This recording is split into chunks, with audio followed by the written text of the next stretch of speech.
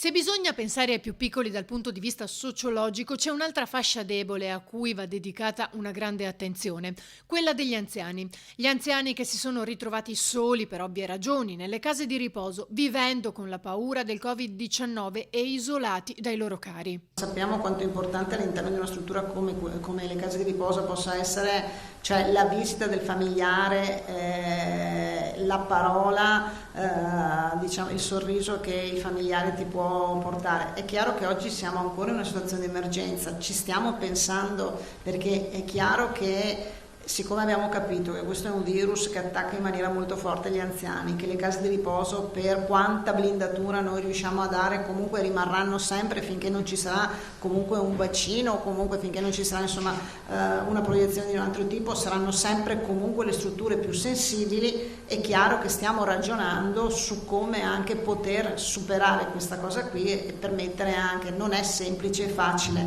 ma che è la stessa cosa degli ospedali. Il dramma della solitudine che colpisce gli anziani ora più che mai può portarli a lasciarsi andare lentamente, così come ci ha raccontato chi quotidianamente è al loro fianco. Ma la Regione si sta attivando anche in questo.